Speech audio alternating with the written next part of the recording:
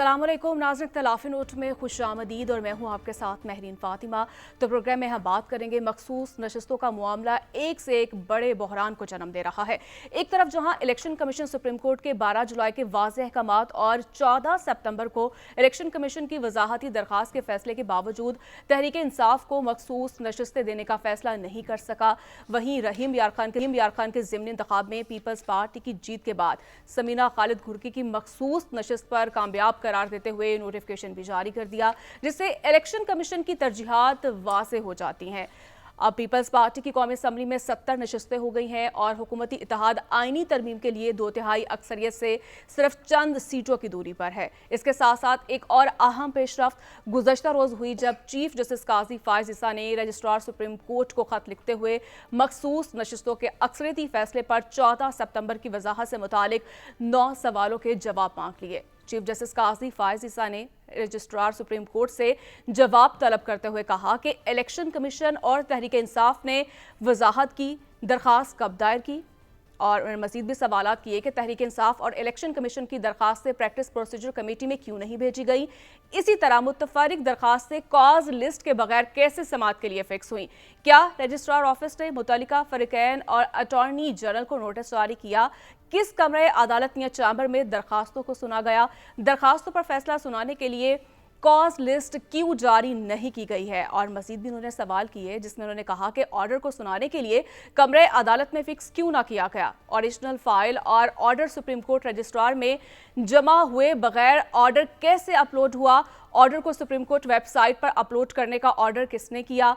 तो क्या अक्सरती जजेस के वजाहती फैसले में कवानीन को फॉलो नहीं किया गया।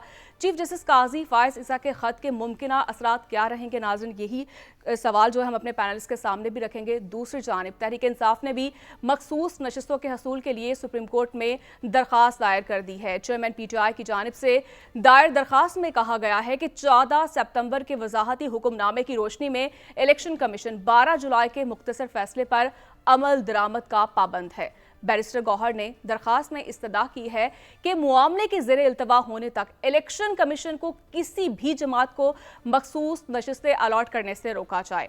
और ऐसे में नाज़रीन, मखसूस नशस्तों का मामला जो है वो आखिरकार पेचीदा होता हुआ दिखाई दे रहा है। ये मामला क्या रुख इख्तियार करेगा। इलेक्शन कमीशन के पास सुप्रीम कोर्ट के फैसले पर अमल ना करने के अलावा क्या ऑप्शन बचा है। बार बार इलेक्शन एक्ट में तब्दीली और ऑर्डिनेंस से हुकूमती ख्वाहिशात का तो पता चलता है, लेकिन ऐसे में क्या मकासद पूरे होंगे। ये तमाम सवालात हैं जो हम अपने पैनलिस्ट के सामने भी रखेंगे। और हसन साहब, आपसे मैं प्रोग्राम का आगाज़ करूँगी। चीफ की जानिब से ख़त लिख दिया गया है और आप क्या देख रहे हैं। 14 सितंबर का वजाहती फैसला क्या SOPs के मुताबिक नहीं आया। देखिए, बुनियादी तौर पर मखसूस नशिस्तों का मामला इंतहाई पेचीदा और संगीनी सिचुएशन इख्तियार करता चला जा रहा है। इसका कहीं ना कहीं तमाम को बैठकर आईनी कोई ना कोई रास्ता तलाश करना होगा, वरना ये मामला रुकने वाला तो नहीं है। जो सवालात उठाए गए वो उससे तो ऐसे लगता है कि शायद कहीं ना कहीं तो और ख़ास तौर पे जो गुज़श्ता 12 जुलाई से अब तक के जो मामला चल रहे हैं, फिर उससे थोड़ा सा पिछले चले जाएँ कि जब जस्टिस काजी फायज़ ईसा ने जो बल्ले के निशान से मुतल्लिक फ़ैसला दिया था, उस वक्त क्या तहफ़्फ़ुज़ात थे। अगर वहाँ से अब तक का तमाम का जायज़ा लिया जाए तो ऐसा लगता है कि कहीं ना कहीं तो तौहीन अदालत भी हो रही है और कहीं ना कहीं जो है प्रोसेस ऑफ कोर्ट स्कैंडलाइज्ड भी हो रहा है। हम इसको नज़रअंदाज नहीं कर सकते। जो सवालात आपने भी उठाए और सामने रखे हैं, अगर मैं एक एक सवाल का जवाब आपके सामने रखूं कि मुमकिन तौर पे क्या हो सकता है इंतहाई एहतियात बरतते हुए। देखिए, पहला उन्होंने जो सवाल है कि इलेक्शन कमीशन और पाकिस्तान तहरीक इंसाफ ने वजाहत की दरख्वास्त कब दायर की थी। 12 जुलाई को 8 जजेस के फैसले आए, उसकी रोशनी में इलेक्शन कमीशन ने 41 आज़ाद अरकान को लेकर 25 जुलाई को रुजू किया था। और जो 12 जुलाई का फैसला आया था उस ये रुजू किस बुनियाद पर किया गया था। ये 12 जुलाई का जब फैसला आया तो उसमें 2-4 चीज़ें बिल्कुल कैटेगोरिकली लिखी गई थी। उन्होंने लिखा था कि अगर जो पैरा नंबर 10 मेरे पास मौजूद है, अगर प्रोड्यूसर साहब को भी दिया, अगर वो चला दें, उसमें ये लिखते हैं कि in case the commission of PTI need any clarification और ऑर्डर, तो वो इन चैम्बर में आके हमसे मजीद इसमें जो है वो रहनुमाई ले सकते हैं, इसमें वजाहत ले सकते हैं। इन चैम्बर लफ्ज़ मेंशन किया गया है और इसमें ये नहीं कहा गया कि आप इसकी दरख्वास्त दायर करेंगे, वो राइट वो जो कमेटी बनी है प्रैक्टिस एंड प्रोसीजर एक्ट के तहत, जो नीचे कमेटी बनी है 3 रुकनी जजेस के, वहाँ पर जाएगी। ये फिलहाल यहाँ पर नहीं है। एक चीज़ समझने की ज़रूरत है, जो मैंने भी वकला से बात की, मजीद जो है इसको क्लियर साद रसूल साहब बेहतर जानते हैं, वो करेंगे।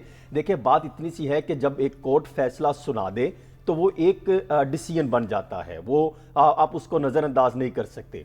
और अब तक की मालूमात के मुताबिक जो मैंने हासिल की, उनके मुताबिक रजिस्ट्रार जो है बाकायदा एक आर्टिकल है 189 या क्या, उस 189 उसके तहत कोर्ट की डायरेक्शन पर अमल दरामद करने का मजाज होता है। तो जब ये 12 जुलाई का फैसला आ गया तो उन्होंने इस पर अमल दरामद करना था। जब उनके पास 25 जुलाई को दरखास्त इलेक्शन कमीशन ऑफ पाकिस्तान वसूल हुई तो उन्होंने वो दरखास्त को आगे मूव कर दिया, कंसर्न जो 8 रुकनी जजेस ने फैसला सुनाया था उनकी तरफ मूव कर दिया। अब उन्होंने वो देखते हुए अपने 8 चैम्बर ने उन्होंने अपना फैसला सुना दिया। वो चैम्बर में लिखा है, जो डिसीजन जारी हुआ 13 सितंबर का, उसमें बाकायदा तौर पे मेंशन किया गया है कि ये इन चैम्बर इस पर डिस्कशन हुई और उसकी वजाहत दी जा रही है। अब दूसरी बात, ये जो अगर होती दरखास्त, अगर वो कहते कि आप क्लैरिफिकेशन नहीं, आप वजाहत के लिए नहीं, आप आ सकते हैं कोर्ट में, तो फिर जो है वो दरखास्त जानी थी फिक्स होने के लिए जो प्रैक्टिस एंड प्रोसीजर एक्ट है उसके नीचे जो 3 रुकनी जजेस की कमेटी बनी हुई थी, उनके पास ये केस जाना था, अदरवाइज ये जा नहीं सकता। दूसरा वो कहते हैं सवाल उठा के तहरीक इंसाफ और इलेक्शन कमीशन की दरखास्तें प्रैक्टिस प्रोसीजर कमेटी में क्यों नहीं भेजी गई, इसका मैं जवाब आपको दे चुका हूं। लेकिन सवाल यहां पर यह भी खड़ा होता है कि क्या अब इसका जवाब मांगना क्यों ज़रूरी है कि एक ऐसे वक्त में जब प्रैक्टिस एंड प्रोसीजर एक्ट में तरमीम करते हुए ऑर्डिनेंस के ज़रिए इख्तियार मिल गए चीफ जस्टिस काजी फायज़ ईसा साहब को, तो उन्होंने उसके मुताबिक आज ये क्यों ये सवाल उठा रहे हैं, क्योंकि उनको अंदाज़ा है कि कल हमने देखा जिस तरह जस्टिस मुनीब को जो है वो निकाल के किस तरीके से अमीनुद्दीन साहब को शामिल किया गया। तो यूँ अगर देखा जाए तो यहाँ पर भी सवाल खड़ा होता है कि पहले क्यों याद नहीं आया। और फिर दूसरा यहाँ पर यह भी चीज़ होना ज़रूरी है जिसकी वो बात कर रहे थे कि मुतफरिक दरखास्त काज लिस्ट के बगैर कैसे समाअत के लिए मुकर्रर की गई। देखिए ये इन चैम्बर था, तो मेरा ख्याल है कि जब इन चैम्बर में हो तो जितने मैंने भी कुछ हेयरिंग जाके कवर की, कुछ अरसा देखा, तो वही पैराग्राफ नंबर 10 अगर इसको देखें तो इसमें उन्होंने लिखा है कि आप इन चैम्बर हमारे पास आ सकते हैं। बड़ा कोई 8-10 लाइनें हैं, उसमें बड़ी कैटेगोरिकली लिखी गई हैं कि आप हमारे पास इससे आके मजीद जो है वो फुल मैयर्स के साथ हम आपको मालूमात फराहम कर सकते हैं। फिर वो कहते हैं कि बताएं कि किस कमरा अदालत या चैम्बर में दरखास्तों को सुना गया। वो ऑलरेडी जो फैसला सुनाया गया है उसमें जो 4 सफाती जजमेंट आई है, जो वजाहती जजमेंट आई है, उसमें मेंशन किया गया है, यानी एक कोर्ट ने फैसला सुना दिया, उसके मुताबिक रजिस्ट्रार ने उनको आगे मूव कर दिया और उनके मुताबिक डिसीजन हो गया। तो यहां पर कई सवालात खड़े हो रहे हैं। इसमें अगर हम जजेस की बयानात को मद्देनजर रखा जाए तो ऐसे लगता है कि कहीं ना कहीं कोई प्रोसेस ऑफ कोर्ट जो है वो स्कैंडलाइज्ड हो रहा है, या शायद लोग इसको इस तरीके से देखते दिखाई दे रहे हैं। और फिर दूसरी चीज, अगर हम इस चीज को नजरअंदाज करें, देखिए अभी आइंदा कल से जो हफ्ता शुरू होगा मेरीन, ये मामला इतना सादा नहीं है। ये मामला साफजाई है, डिप्टी रजिस्ट्रार से शुरू हुआ। अब डिप्टी रजिस्ट्रार के थ्रू अब देखना यह है कि उनके थ्रू ये मैसेज कन्वे हुआ रजिस्ट्रार के ने आगे जजेस तक, या जजेस ने जो फैसला सुनाया वो डायरेक्ट रजिस्ट्रार के पास गया, और फिर साफ जाहिर है रजिस्ट्रार तमाम के सवालात लेने के लिए मुतलका जजेस से भी राब्ता कर सकता है, वो पहुंचा दिए जाएंगे। आइंदा आने वाला हफ्ता 2-4 केसेस के हवाले से बड़ा इंपॉर्टेंट होगा। बल्कि पार्लियामेंट में देखा गुज़श्ता हफ्ते ही मामला चला, इतवार को एक सर्कस लगी, और आज हम देखेंगे कि आइंदा आने वाले दिनों में एक जुडिशल महाज जरूर हम देखेंगे। एक आपके सामने ट्रिब्यूनल का केस आएगा, फिर एक रजिस्ट्रार की जो है वो उनका जवाब सामने आएगा, और फिर तीसरा अगर हम देखें तो जो प्रैक्टिस एंड प्रोसीजर एक्ट के तहत जो कमेटी का इजलास जो इतलात सामने आ रही है कि शायद कल होने जा रहा है, तो वो भी सामने आएगा कि उसके बाद एक नई मूव क्या बनती है। वकला बरादरी तहफ़्फ़ुज़ात का इजहार कर रहे हैं, कुछ सीनियर वकला तहफ़्फ़ुज़ात रखते हैं, तो एक नया पंडोरा बॉक्स जरूर खुलेगा, और जिसको हल करने के लिए जरूरी है कि जो आईनी तरमीम को पसे पर्दे छुपा के रखा है और जो चीजें चल रही हैं, और एक ऐसे वक्त में एक ऐसे महाज भी खोल देना, आइंदा आने वाले दिनों में मामला जो हैं वो बढ़ते हुए दिखाई देंगे। आप तो जुडिशल महाज देख रहे हैं, साथ साहब से पूछ लेते हैं। साथ साहब, एक तो चीफ जस्टिस साहब ने जो खत लिखा, 9 सवालात उन्होंने जो सामने रखे हैं, और क्या देखते हैं एक तो इसकी इम्प्लीकेशंस क्या होंगी, और ख़ास तौर पर जिस तरह सुप्रीम कोर्ट के 8 जजेस के 12 जुलाई के फैसले में कहा गया था कि मजीद वजाहत के लिए राब्ता कर सकते हैं, तो क्या वजाहत के लिए जब कोई पेटिशन दायर होती है तो एक तो उसका प्रोसेस क्या होता है, ये मैं आपसे जानना चाहूँगी। और इसके साथ साथ 14 सितंबर का जो वजाहती फैसला है, क्या वाकई एक दुरुस्त तरीक़ेकार वो फॉलो किया गया? बिल्कुल दुरुस्त तरीक़ेकार को मेरे नाक़िस से फ़हम में फ़ॉलो किया गया, लेकिन मैं ये बात करते हुए एक वाज़ेह करता चलूँ। जब चीफ़ जस्टिस साहब का लेटर हम सब ने पढ़ा तो मुझे बतौर एक कानून के तालिब इल्म ये लगा कि शायद क्योंकि वो फ़ाज़िल चीफ़ जस्टिस साहब हैं, उन्होंने कानून को दुरुस्त समझा है और मेरी इस समझ में कमी रह गई है यकीनन कि मुझे ऑर्डर पढ़ के और मुझ जैसे बेतहाशा वकला हज़रात को पाकिस्तान में ये ऑर्डर पढ़ के लगा कि क्योंकि इसमें रिव्यू तो एक अलहदा बात है, जिसकी हेयरिंग होगी, जिसके ऊपर दलाइल दिए जाएंगे, जो या इस तरफ डिसाइड होगा या उस तरफ डिसाइड होगा, इसके अलावा कोई बहस तो हो नहीं सकती, वो तो सिर्फ रिव्यू में होगी। तो अगर शॉर्ट ऑर्डर की कोई क्लैरिफिकेशन चाहिए तो वो जजेस को जो मेजॉरिटी जजेस हैं जिन्होंने वो शॉर्ट ऑर्डर दिया था उनको लिखा जा सकता है और वो अपनी क्लैरिफिकेशन इशू कर सकते हैं। इसके अंदर कोई बहस या दलाइल तो होने नहीं, वो तो रिव्यू स्टेज पे होंगे। इसके अलावा तो आइन और कानून में कोई इजाज़त नहीं है। सुप्रीम कोर्ट जब एक चीज़ का फ़ैसला कर दे, ख़ास तौर पे 185 में जब वो एक ऐसा फ़ैसला कर दे जो नीचे हाई कोर्ट से आया हुआ है, पेशावर हाई कोर्ट से आया हुआ है, उन्होंने दीगर जगहों से आया हुआ था तो उन्होंने फ़ैसला कर दिया, कुछ 7 पिटिशंस मिल गई, तो उसके बाद सिर्फ रिव्यू हो सकता है, उसमें कोई मज़ीद हेयरिंग की एप्लीकेशन तो नहीं दे सकते। आप ये तो नहीं कर सकते कि सुप्रीम कोर्ट को कहें कि वो जो उन्होंने पिछले हफ्ते फ़ैसला किया था उसके अंदर मैं एक हेयरिंग की मज़ीद एप्लीकेशन देना चाहता हूँ अपनी कुछ वजाहत करने के लिए। ये बात तो मुझे मन तक समझ नहीं आया, लेकिन मुझे समझ नहीं आया कि चीफ जस्टिस साहब ने किस तरह कहा कि ये इसके अंदर कोई हेयरिंग होनी चाहिए थी, कोई नोटिस सर्व होने चाहिए थी, कोई अटॉर्नी जनरल को बहस करनी चाहिए थी, कोई अदालत में समाअत होनी चाहिए थी। लेकिन जैसे कि मैंने आपको शुरू में कहा कि ये थॉट प्रोसेस देख के मुझे यकीन हुआ कि मैंने गलत सोचा है, लेकिन मैं इसमें कंफर्टेड हूँ कि मेरी अंडरस्टैंडिंग दुरुस्त है और शायद चीफ जस्टिस साहब की नज़र से कुछ चीज़ें स्किप हो गई, क्योंकि जो 8 मेजॉरिटी जजेस हैं, जो by the way supreme court की मेजॉरिटी भी तकरीबन कॉन्स्टिट्यूट करते हैं, उनका भी यही ख्याल है कि क्लैरिफिकेशन तो हम खुद ही देंगे, इसीलिए उन्होंने जारी की। यहाँ से बात अब थोड़ी सी आगे है जो हसन भी कर रहे थे और मैं आपकी इजाज़त से उसमें 2 बातें करना चाहता हूँ। ऐसे लगता है कि जितने भी सुप्रीम कोर्ट के फैसले जमहूर से रिलेटेड हैं, आवाम की आवाज़ से रिलेटेड हैं, आवाम की आवाज़ को पूछने के फ़ैसले हैं या आवाम की आवाज़ को तस्लीम करने के फ़ैसले हैं, जो जमहूरियत के रिलेटेड फ़ैसले हैं सुप्रीम कोर्ट के, उन तमाम को इलेक्शन कमीशन मानने से कासिर। मैं इसकी वजाहत कर देता हूँ। सुप्रीम कोर्ट ने कहा कि जमहूरी अमल के थ्रू 90 दिन में इलेक्शन करवाने चाहिए। उमर बंदयाल साहब की अदालत ने कहा। इलेक्शन कमीशन ने कहा कि हम दुनिया का हर काम कर सकते हैं, हम लोगों को डिस्क्वालीफाई कर सकते हैं, फॉरेन पिटिशन सुन सकते हैं, ये फंडिंग वो फंडिंग, हम ये प्राइम मिनिस्टर ये पार्टी का चेयरमैन है वो नहीं है, इसका दस्तखत उससे मैच कर रहा है, हम इस तरह के तमाम काम करेंगे। जो एक हमारा बुनियादी काम है कि जमहूर की आवाज़ को पार्लियामान तक पहुंचाएं, हम ये नहीं करेंगे। उसके बाद जब मखसूस नशिस्तों का भी फैसला आया, या उससे पहले जब दीगर इसके अंदर कुछ सिंबल्स वगैरह वाले फैसले आए, बट ख़ास तौर पे मखसूस नशिस्तों का फैसला आया, तो सुप्रीम कोर्ट ने वाजे कर दिया कि एक हायर प्रिंसिपल है कि आवाम की आवाज़ को मुतनासिब नुमाइंदगी के साथ पार्लियामान के अंदर आना चाहिए, और पार्लियामान की वही शक्ल होनी चाहिए जो बेशतर आवाम में, अगर किसी पार्टी की 30% पॉपुलैरिटी है, 30% हलकों में पॉपुलैरिटी है, तो उसको पार्लियामान में 30% सीटें मिलनी चाहिए। अगर किसी की 40% है, उसको 40 मिलनी चाहिए। कि इलेक्शन कमीशन का काम है कि वो अपने फैसलों के थ्रू आवाम की मुतनासिब नुमाइंदगी को पार्लियामान के अंदर इंश्योर करे। ये सुप्रीम कोर्ट का दूसरा जमहूरी फैसला था। इलेक्शन कमीशन ने कहा हम हर चीज़ करने को तैयार हैं, हम कानून साजी का इंतज़ार करेंगे, हम एप्लीकेशन फाइल कर देंगे, हम हेयरिंग रिक्वेस्ट करेंगे, एक काम नहीं करेंगे, और वो ये है कि आवाम की मुतनासिब नुमाइंदगी, जिनके लिए आवाम ने जिस पार्टी को वोट किया, उसको हम सीटें नहीं देंगे जी। यहाँ से थोड़ा सा आगे चलते हैं। अभी जो हसन साहब बात कर रहे थे कि हो सकता है कि आने वाले दिनों के अंदर, अगले हफ्ते 10 दिन 15 दिन के अंदर एक कॉन्स्टिट्यूशनल अमेंडमेंट करने के लिए फिर से पार्लियामान का इजलास बुलाया जाए।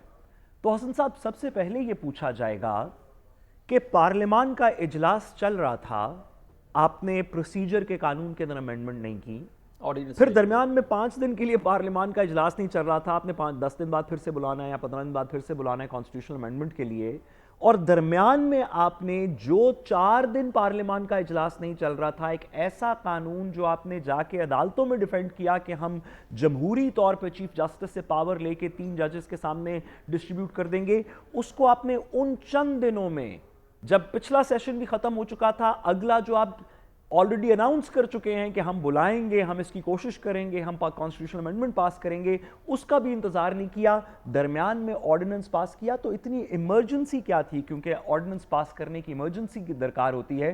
اصل دلائل تو بعد میں آئیں گے کہ آپ نے جب ایک دفعہ کہہ دیا کہ چیف جسٹس سے ہم پاور لے کے ایک ڈیموکریٹک کمیٹی کو دے دیں گے, تو پھر واپس اس کمیٹی کے اندر اگر صرف چیف جسٹس ہی کی میجورٹی ہونی تھی ہر وقت, ایک چیف جسٹس صاحب اور ایک ان کے نامنی, تو پھر یہ کمیٹی بنانے کی وجہ کیا تھی؟ پھر چیف جسٹس کے پاس ہی رہنے دیتے. یہ تو میرٹس کا آرگومنٹ ہے. اس سے پہلے پوچھا جائے گا کہ کیوں آپ نے جب پہلے سیشن چل رہا تھا تب بھی اس کی ترمیم نہیں کی, جب بعد میں آپ سیشن پلان کر رہے تھے بلانے کا تب بھی ترمیم نہیں کی, اور درمیان میں چند دنوں کی وقفے کے اندر آپ نے آرڈیننس پاس کر دیا.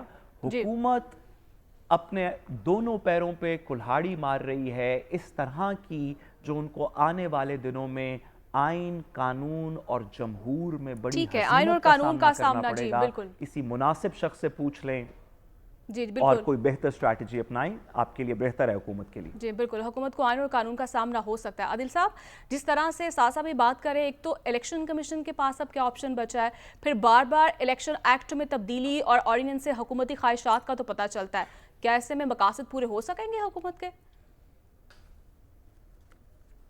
دیکھیں, الیکشن کمیشن کی اس حوالے سے کوئی وقت نہیں ہے. الیکشن کمیشن کے جتنے اقدامات ہیں یہ بہت واضح ہو چکا ہے, روز روشن کی طرح عیاں ہے کہ وہ صرف حکومت کو سوٹ کر رہے ہیں. اب صرف یہ الیکشن کمیشن کا معاملہ ہی نہیں ہے, اب تو لیجسلیشن کا مطلب بھی یہی ہے کہ آپ نے 1 مہینے بعد ہونے والی تبدیلی کے لیے, اس کے بعد پیدا ہونے والی صورتحال کے لیے آپ ہاتھ پاؤں مار رہے ہیں.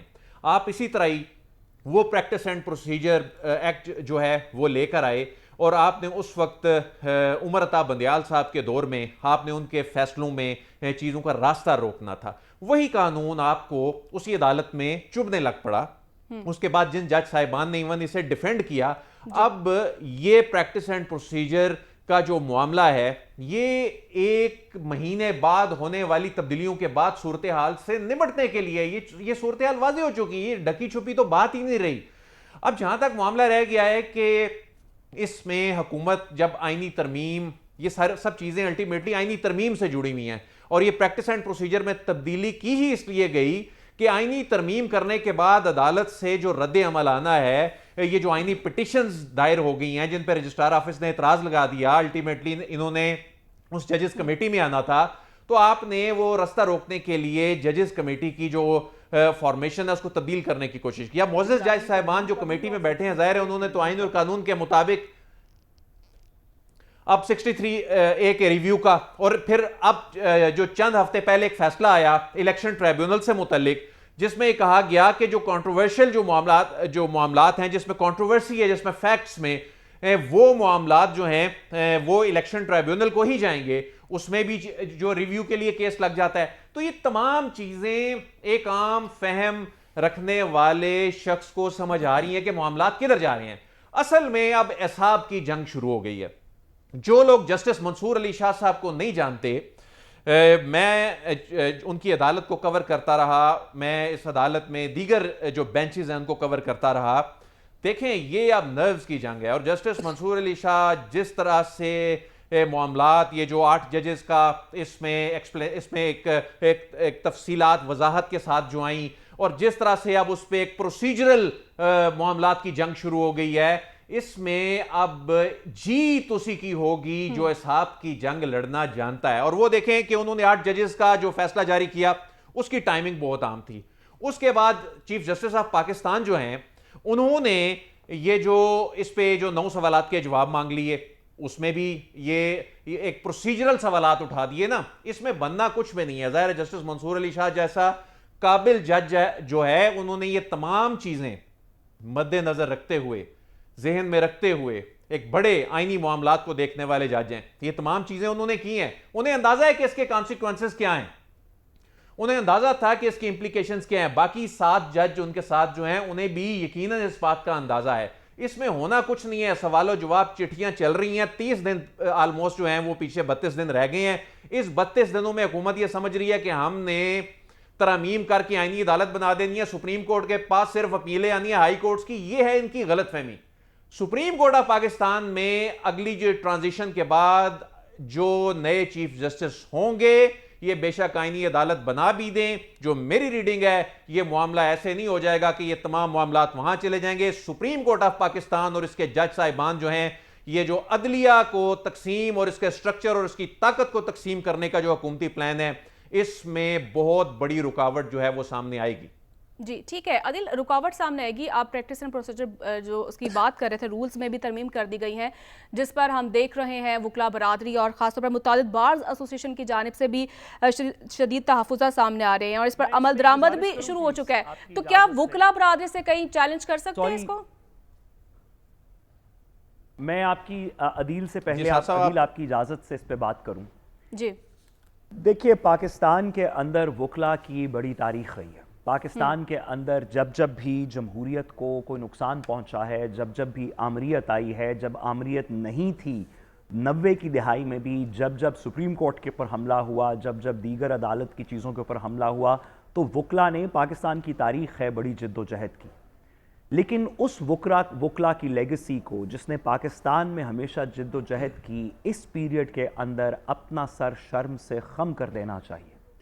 وہ گروپ جو کہ آسمہ جہانگیر صاحبہ کی لیگسی کا گروپ تھا, وہ گروپ جو کہ کہتا تھا کہ ہم تمام چیزوں کے اوپر آئین اور بنیادی حقوق کو پامال نہیں ہونے دیں گے, جنہوں نے ایسے کنٹروورشل پوزیشنز لیں جس کے خلاف آسمہ جہانگیر صاحبہ کے خلاف اس وقت کی حکومت تھی, ریاست تھی, عدالت تھی, لیکن انہوں نے اپنے گروپ کی ساکھ کو ریٹین کرتے ہوئے فنڈامنٹل رائٹس پہ پوزیشن لیں.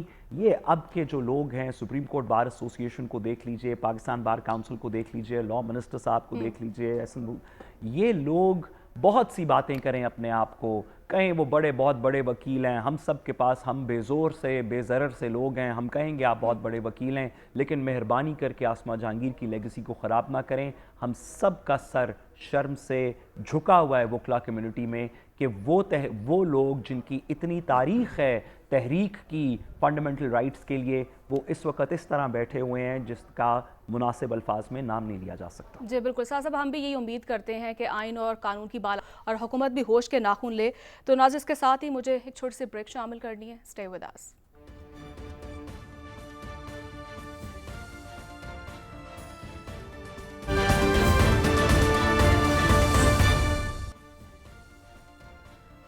ویلکم بیک ناظرین, اب بات کریں گے آئینی ترمیم کو لے کر. حسن صاحب, آپ کیا دیکھ رہے ہیں آئینی ترمیم کو لے کر؟ پہلے بھی ہم نے دیکھا کہ اس وقت سب سے بڑا مسئلہ جو حکومت کا لگ رہا ہے وہ آئینی ترمیم ہے. 2/3 اکثریت نہیں ہے حکومت کے پاس. تو کیا اس بار حکومت کامیاب ہو جائے گی آئینی ترمیم لانے میں؟ دیکھیں, جب اختیار نہ ہو تو ایسے معاملات کرنے پڑتے ہیں جس میں آپ میثاق جمہوریت کو دیکھیں, پھر میثاق پارلیمنٹ کی بات کی جا رہی تھی, پھر میثاق معیشت کی بات کی جا رہی تھی. اب مجھے لگتا ہے کہ میثاق آئینی ترامیم پر فوکس کیا جا رہا ہے, کیونکہ پہلے گزشتہ اتوار جو گزری ہم نے دیکھا کہ کس طریقے سے حکومت نے اپنی نااہلی کو سامنے رکھا اور ایک مسودے کو چھپا کر کس طریقے سے اچانک منظر عام پر لایا گیا, اور جن سے انہوں نے ووٹنگ کروانی تھی ان تک یہ نہیں بتایا گیا کہ ہم کون سی 26ویں ترامیم کی کن شقوں میں ترامیم کرنے جا رہے ہیں, جس پر تحفظات سامنے تھے. اس کے بعد جو ہے حکومت کو جو گائیڈ کرنے والے تھے یا ان کے جو سپورٹ کرنے والے تھے انہوں نے بتایا کہ ہمیں طریقہ کار تبدیل کرنا چاہیے. پھر ڈرائیونگ سیٹ پر کچھ شخصیات کو تبدیل کیا گیا. اب کوشش کی جا رہی ہے کہ اکتوبر کے پہلے ہفتے میں آئینی ترمیم کا جو ہے وہ میثاق آئینی ترمیم کے طور پر وہ لے کر آئیں, اور اس میں کوشش کی جائے کہ جتنی حد تک ہو سکے متفقہ طور پہ آئینی ترامیم پر جو ہے وہ پاس کروا لی جائے. اس میں پہلے تو یہ آپشن چل رہی ہے کہ وہ جس پر بہت زیادہ تحفظات ہیں مولانا فضل الرحمان صاحب کے, پاکستان تحریک انصاف کے, ان شقوں کو نکال دیا جائے اور پہلے آپ دوسری ترامیم پاس کروا لیں اور دوسرے مرحلے میں باقی ترامیم کو لے جائیں. اور پھر دوسری ایک یہ بھی آپشن پائی جا رہی ہے کہ کیوں نہ इस दौरान के अंदर हसन, मीसाक देखिए- जमहूरियत की तमाम शिकें इस तरमीम में शामिल होंगी? देखिए, जिस तरीके से वो बता रहे थे बिलावल भुट्टो जरदारी साहब कि हमने मिसाक मुइशत के मौके पर ये तय किया था कि आइनी तरमीम में किस तरीके से एक आइनी अदालत लेकर आनी है, आपको याद होगा। तो मेरे ख्याल में सबसे बड़ी चीज अगर यही पहले तो भी कह रहे थे, वो मिसाक जमहूरियत की भी बात कर रहे थे। जमहूरियत की जो दीगर शिकें हैं जिसमें सिविल मिलिट्री इम्बैलेंस है, जिसके अंदर वो उनकी बात नहीं कर रहे, वो आपकी बात दुरुस्त है, लेकिन वो गवर्नमेंट्स हैं, जिसके अंदर इलेक्शन कमीशन की रिकॉन्स्टिट्यूट, वो सारी भी शिकें इसमें शामिल होंगी। देखें, उनको जो बेहतर लगता है उनमें से वो एक शिक उठाते हैं, उस पर अमल दरामद शुरू कर देते हैं। अगर तमाम तरमीम की बात की जाए तो कौन से माजी में भी आप बिलावल साहब ये भी तो कह रहे हैं ना, जो मुसविदा टीवी पर दिखाया जा रहा है वो सही नहीं है। देखिए, ये तो बेशुमार तहफ़्फ़ुज़ात थे। अभी आप देखिए तो अभी तक जो मुजव्वज़ा आइनी तरमीम की बात हो रही है वो तो 54 के करीब शिक्के हैं जिनकी वो बात कर रहे हैं। शिक नंबर 13 है, फिर इसी तरह आर्टिकल 175 की बात कर रहे हैं कि जिसमें वो कलीदी तब्दीलियां करना चाह रहे हैं। फिर इसी तरह वो बता रहे हैं कि हमने 175A के ऊपर कोई कॉन्फर्मेशन है कि 65 रहेगी कॉन्स्टिट्यूशनल अमेंडमेंट की या 68 होगी? क्या कह रहे हैं आप? ये कॉन्स्टिट्यूशनल कोर्ट जो कॉन्स्टिट्यूशनल कोर्ट क्रिएट कर रही थी गवर्नमेंट, उसके अंदर रिटायरमेंट की एज 68 रखी गई थी और कुछ क्यासा आ रही थी डिजिटल सोशल मीडिया पे कि शायद ये चीफ जस्टिस साहब को रिटायरमेंट के बाद 2-3 साल के लिए कॉन्स्टिट्यूशनल कोर्ट के वो जाएं, जिस वजह से रिटायरमेंट एज 68 है। फिर बात हुई कि मौलाना साहब ने कहा कि 68 की एज हमें कबूल नहीं है, 65 की एज रहेगी। कोई इसके ऊपर 65 की एज को लॉक करने के ऊपर कोई बात हुई? इस पर साद रसूल साहब, जब एक हुकूमती ज़राए से जो खबर मैं आपके सामने रख रहा हूँ, वो ये दावा करते हैं कि इजलास में ये भी बातचीत हुई कि जस्टिस काजी साहब तो चले जाएं, और वो भी जिस तरीके से उनकी जो बातचीत हुई उन तक मैसेज कन्वे हुआ या उनकी तरफ से आया कि वो नहीं ना तो एक्सटेंशन लेना चाहते हैं, ये मामला बना, तो हुकूमत में ये बात भी सोच पाई जा रही है। देखिए, हुकूमत में फिर क्या गवर्नमेंट का सवाल ऐड कर लें, हुकूमती हलकों में नहीं लगता कि अगर काजी फैसल साहब चले जाएंगे तो एक कॉन्स्टिट्यूशनल अमेंडमेंट अदालत में चैलेंज हो जाएगी और नए चीफ जस्टिस एक बेंच कॉन्स्टिट्यूट करके इसको असेस करेंगे कि क्या ये बुनियादी हुकूक के या इंडिपेंडेंस ऑफ जुडिशरी के खिलाफ है या नहीं? क्या ये बात फेयर नहीं है फिर गवर्नमेंट को? ये तो फिर तमाम चीज़ें देखी जाएंगी। आप देखें ना कि ज़िया के दौर में क्या हुआ था, किस तरीके से वो फिर शिक्कों को कैंसिल कर दिया गया था, और अभी भी कोई चीज़ ढकी छुपी नहीं है। अगर आप ये कहें कि एक आइनी तरामीम ले हैं, उसको चैलेंज नहीं किया जा सकता, कोई कोर्ट में ले जाया जा सकता है, लेकिन जो आप बात कर रहे थे ना कि 68 उम्र बढ़ जाएगी, तो एक ये भी हुकूमती हलकों में ये सोच पाई जाती है कि अगर काजी साहब नहीं आते तो हो सकता है कि जो कल हमने देखा 1-2 रोज कबल जो उन्होंने जस्टिस मुनीब की जगह जो जस्टिस साहब को शामिल किया है, हो सकता है कि फिर उनको आईनी अदालत के लिए आगे, क्योंकि पहला आप देखिए हुकूमत कैसा एक तरमीम ला रही है कि जो पहला इख्तियार उनका होगा प्राइम मिनिस्टर का, जिसको मर्जी उठा के आईनी तरमीम पर ले। प्लान क्या है? दिल साहब से भी पूछ लेते हैं। एक तरमीम, एक तजवीज है कि हुकूमत एक तरमीम जरूर शामिल करे। कल भी बात हो रही थी, गवर्नेंस को बेहतर बनाना है, थाना कल्चर को बेहतर बनाना है, हालात को बेहतर करना है, तो सबसे अहम तरमीम जो हुकूमत को करनी चाहिए वो एक सूबे को, उसको जो पावर्स हैं उसको नीचे तक तकसीम करना है, वो एक जो मजीद सूबे बनाने पर फोकस करें। अब पंजाब है,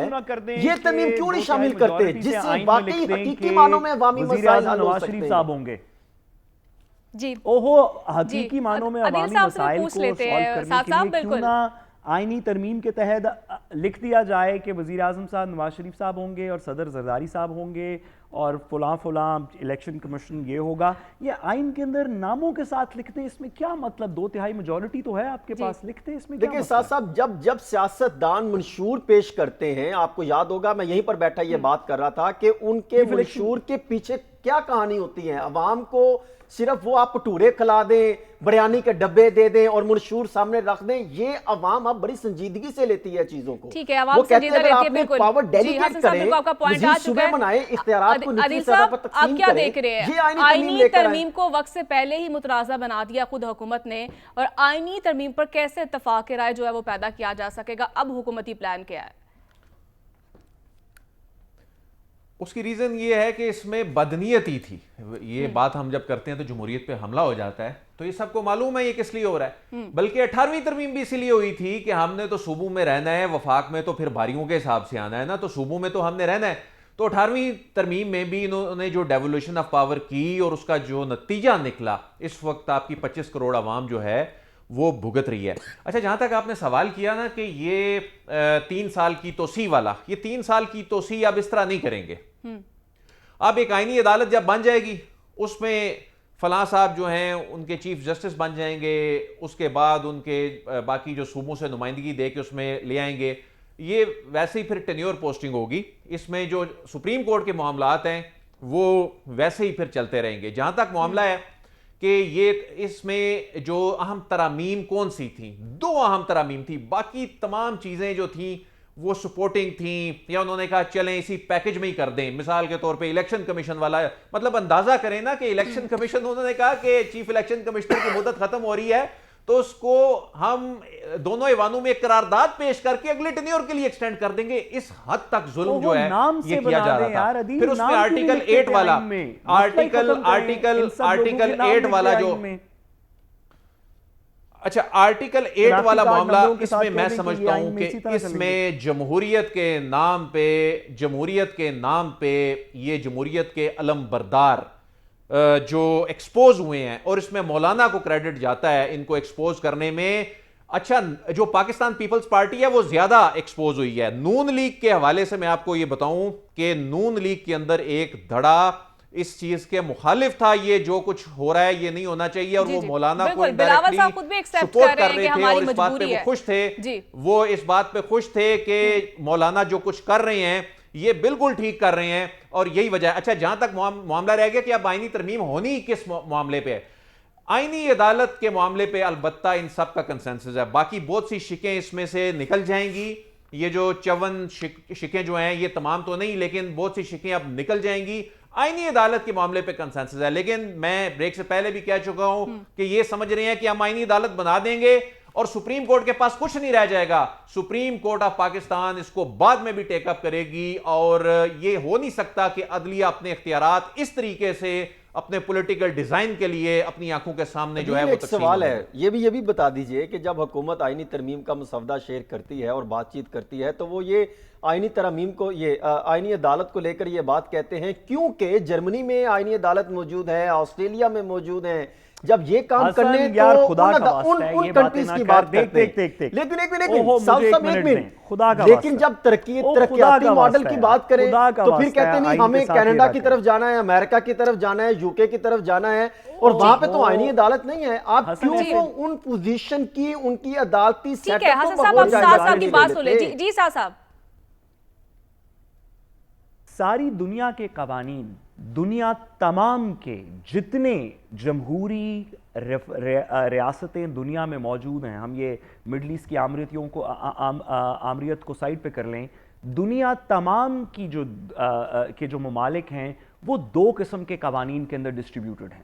ایک ہے کامن لا سسٹم, وہ سسٹم جہاں پہ انگلستان کسی نہ کسی وقت حاکم رہا. امریکہ میں کامن لا سسٹم ہے, کینیڈا میں ہے, پاکستان میں ہے, بھارت میں ہے, آسٹریلیا میں ہے, دیگر اس طرح کے تمام ممالک میں, افریقہ میں ہے. جہاں پہ برٹن حاکم رہا وہاں کامن لا سسٹم ہے, وہاں کانسٹیٹیوشنل کورٹس نہیں ہیں, وہاں سپریم کورٹ فائنل کورٹ ہے. امریکہ میں بھی, پاکستان میں بھی, انگلینڈ میں بھی, کینیڈا میں بھی, آسٹریلیا میں بھی, دیگر جگہوں پہ بھی. جہاں پہ جو جرمنی کی آپ اگزامپل, اور یہ حکومت کے بھی بہت عقل مند لوگ کچھ کر رہے ہیں, جرمنی سول لا سسٹم کو فالو کرتا ہے. وہ ہمارے سے مختلف لیگل سسٹم ہے, اس میں فرانس آتا ہے, اس میں دیگر اس طرح کے ممالک آتے ہیں. جہاں پہ سول لا سسٹم فالو کیا جاتا ہے, کامن لا جورسپروڈنس نہیں ہے ہماری طرح کی, وہاں پہ کانسٹیٹیوشنل کورٹس بنی ہوئی ہیں. مسئلہ یہ ہے کہ یہ اتنے ٹیکنیکل معاملات ہیں, ان کو کرنے کے لیے حکومت ایسے شاید لوگوں سے مشورے کر رہی ہے, اور آگے اسپوکس پرسن عطاء اللہ تارڑ صاحب جیسے وہ ایسی باتیں کرتے ہیں کہ جس میں دائیں پاؤں کے جوتے کو بائیں پاؤں پہ پہنا ہوا ہے، بائیں پاؤں کے جوتے کو دائیں پہ پہنا ہوا ہے.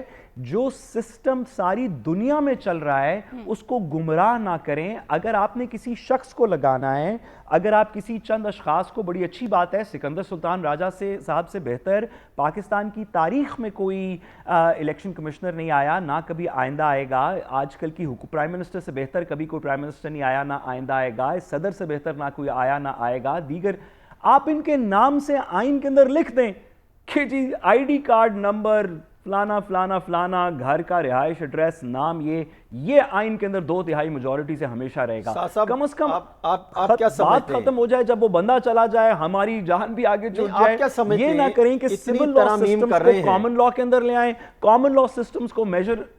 اتنی ترامیم کر رہے ہیں. کیا حکومت کو، جو حکومت خود یہ دعویٰ کرتی ہے نا کہ جرمنی کا، آسٹریلیا کا، فلاں کنٹریز بتاتے ہیں 56 ممالک میں، تو کیا وہاں کے عدالتی نظام سے حکومت واقف ہے یا جان بوجھ کر ان کا وہ سہارا لیتی؟ وہاں پہ کیوں آئینی عدالت موجود ہے، مجھے تو یہ ہم بات نہیں کرنا کرنی چاہ رہے ہیں، اور ایسے وہ بھی مجھے یہ بات نہیں کرنی چاہیے. جی مجھے یہ بات نہیں کرنی چاہیے. میرا جو تعلیمی طور پہ ماسٹرز تھا وہ کمپیریٹیو کانسٹیٹیوشنل لا میں تھا، یعنی کہ دنیا تمام کے جو کانسٹیٹیوشنز ہیں ان کے کمپیریزن کے اوپر میں نے اپنا ماسٹرز کیا تھا. میری استدا ہے کہ ذرا تارڑ صاحب سے، اعظم صاحب ہوں یا ہمارے انفارمیشن منسٹر صاحب ہوں، باقیوں سے، ان سے کہیں کہ ان کے قوانین آئین اٹھا کے دیکھ تو لیں. یہ ویکیپیڈیا سے اگر آپ جورسپروڈنس چلائیں گے تو جمہوریتیں ایسے نہیں چلتی. آپ دیکھ تو لیں کہ ان کے سسٹمز میں کیوں کانسٹیٹیوشنل کورٹس ہیں، ان کی اپیلیٹ سٹیج کے اوپر، سٹیٹ لیول کے اوپر کون سی چیزیں ختم ہو جاتی ہیں، کون سی چیزیں اوپر نہیں جاتی. کانسٹیٹیوشنل کویسچنز کی ایک پوری سیکوینس آف عدالت مختلف ہوتی ہے جو ڈسپیوٹ ٹرائلز کے اندر نہیں جاتی. کوئی جہالت کی کوئی ہم اس کے اندر حد کا تعین کریں گے یا جو منہ میں آئے گا وہ بولے چلے جائیں گے؟ سر فارم 45 نہیں، فارم 47 بالکل حسن صاحب کا پوائنٹ آ چکا ہے. ساتھ ساتھ معذرت مجھے بریک ہے، تو ناظرین بریک کے بعد ہم آ کے بات کریں گے علی امین گنڈا پور کل لاہور کے جلسے میں دانستہ طور پر کیا وہ تاخیر سے پہنچے یا پھر اس کے پیچھے کوئی اور وجہ، اسی پر بات کریں گے ایک چھوٹی سی بریک کے بعد.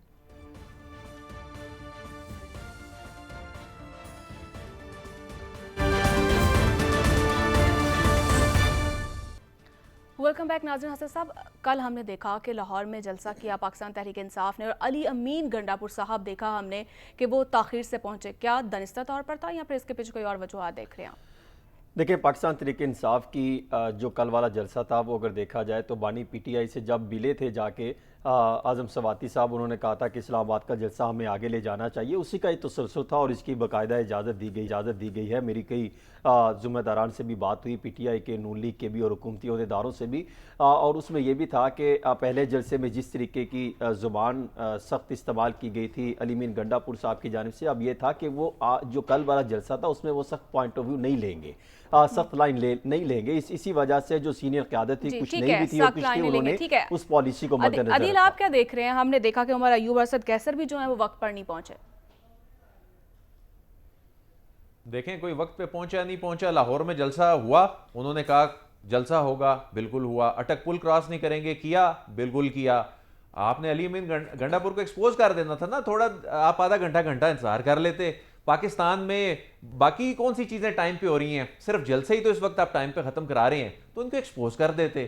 اب وہ علی امین گنڈا پور صاحب پچھلی مرتبہ بھی لیٹ پہنچے، اس مرتبہ بھی اگر وہ لیٹ پہنچ نہیں سکے تو جی یہ کہا جا رہا ہے جی کہ وہ جی سیٹلمنٹ تھی، معاملات تھے. انہوں نے کہا کہ ہم جلسہ کریں گے، انہوں نے کر دکھایا. اور اس جلسے میں ایک جو خاص کوئی بھی ایک جو سٹرینگتھ کسی بھی جلسے کو کامیاب کرنے کے لیے درکار ہوتی ہے وہ اس میں موجود تھی.